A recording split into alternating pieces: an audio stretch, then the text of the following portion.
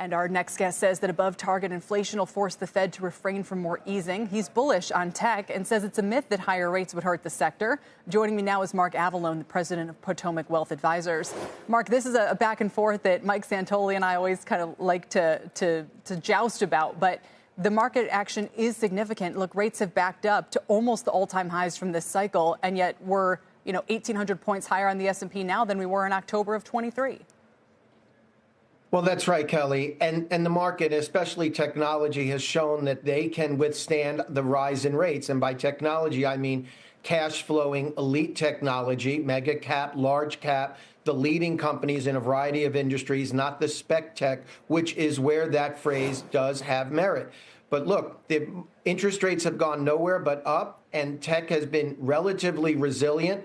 And we heard earlier about productivity. Yeah, to some extent, companies are getting wiser in how they operate, but really it's this, they're seeking out new ways and they're using technology. So even in a slow growth economy, we think that technology spend, capital spend will remain. And that's another reason why we're resilient with our belief that technology is the best sector to be in right now. Yeah, people might find it interesting you're doing that with a couple of tech ETFs, the JP Morgan Tech Leaders, JTech, the Invesco Equal Weight Tech. So this is not necessarily kind of a Mag 7 play. Also, there's been a lot of deal chatter, Mark. The last couple of days, you had Getty and Shutterstock. There's a possible deal in the uniform space. I mean, it feels like we're starting to get the drumbeat, and that's an area that you're focused on as well, isn't it?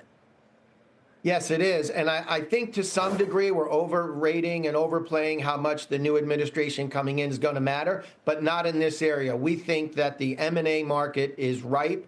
We think it's going to be sustained, if not supported, by the incoming administration. It's going to be good for economic efficiencies. It's going to be good for the stock market. We know from the prior run how important that is to the Trump administration. So we think mid-cap stocks are uniquely poised for this. The valuations are attractive.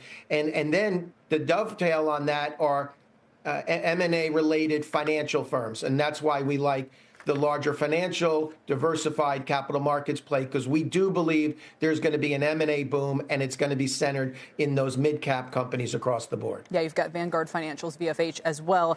You like Uber, you like Hilton. Even though Uber can be controversial, you just think, look, return to office, travel spend, lower costs, improve efficiency.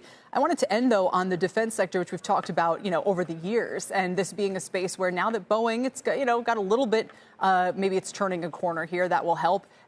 You're not concerned about any headwinds from the incoming administration. I have to imagine whatever might be coming from DOGE, maybe it's targeted at some of these major defense names, but that's one area that we just keep on seeming to hear. We need to spend more and more of GDP.